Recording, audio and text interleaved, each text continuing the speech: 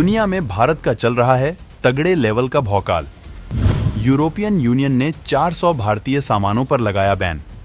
जवाब में भारत ने यूरोप के 1500 फूड प्रोडक्ट को किया बैन। भारत के जबरदस्त एक्शन से अमेरिका तक मच गया हड़कंप।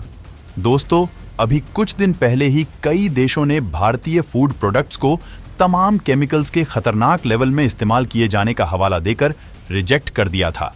इसके पीछे कई तरह की रणनीति शामिल है और भारत को दुनिया में घेरने की एक साजिश है, जिससे रूस यूक्रेन जंग में अमेरिका मंशा में शामिल न होने की वजह से भारत को नुकसान पहुंचाया जा सके। अमेरिका की CIA और यूरोपीय देशों की खुफिया एजेंसी कुछ ऐसा जाल बिछाती हैं कि किसी को कानो कान खबर नहीं होती और टारगेट बर्बाद हो जाता है।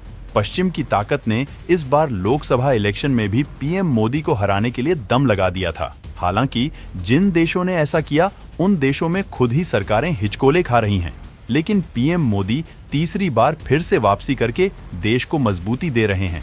लगातार 10 सालों तक देश में राजनीतिक स्थिरता ने देश की इकोनॉमी को जबरदस्त बूस्ट किया है।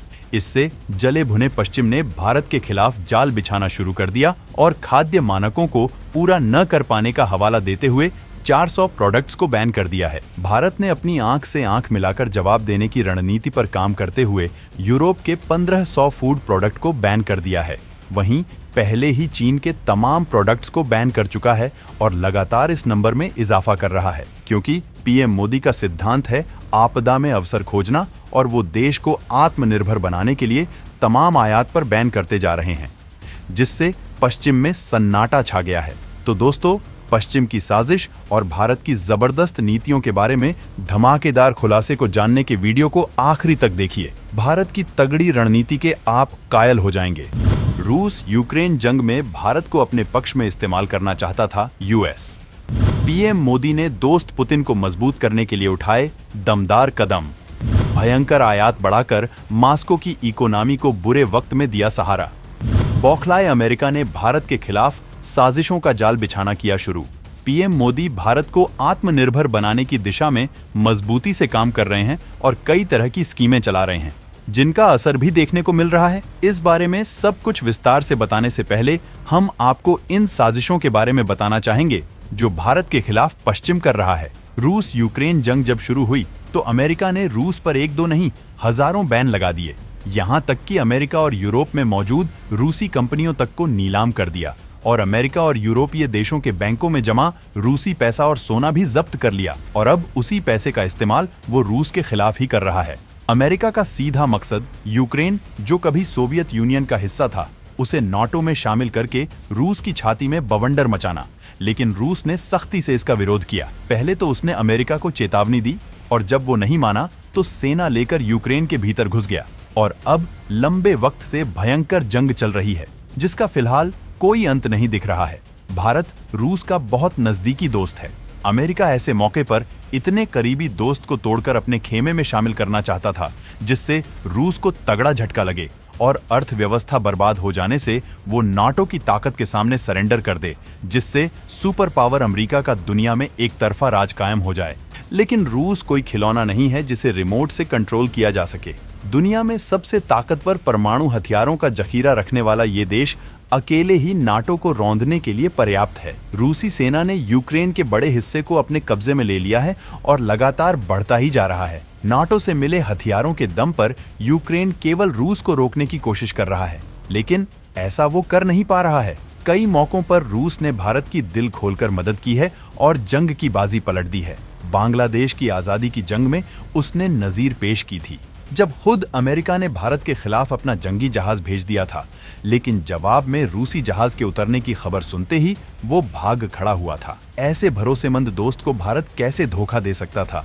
और जंग के इस वक्त में भले ही भारत ने सैन्य मदद नहीं की, लेकिन प्रतिबंधों की तमाम बेड़ियों के खिलाफ जाकर भयंकर आयात बढ़ा दिया, जिससे डूबती जा रही रूसी इकोनॉमी संभल सकी है और यूक्रेन को रौंदने में वो पूरे दमखम से लग गया है।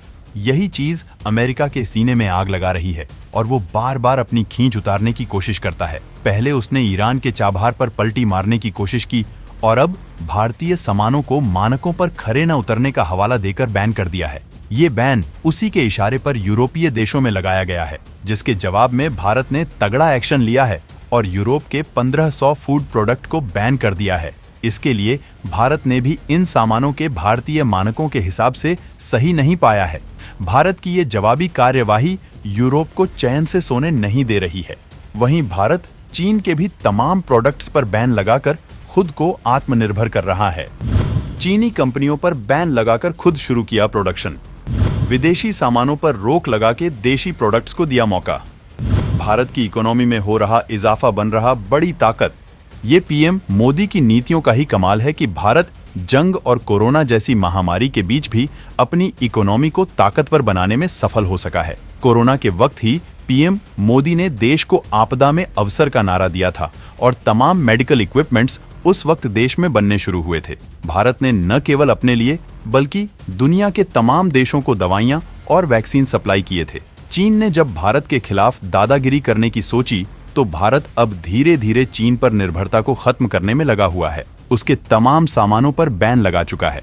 यहाँ तक कि भारत ने चीन के लिए इंटरनेशनल फ्लाइट्स भी बंद करके रखे हैं, जिससे चीनी एयर ट्रैवल कंपनियों को अच्छा खासा नुकसान हो रहा है। वहीं भारत दुनिया के तमाम निवेशों को भारत की तरफ आकर्षित कर रहा है।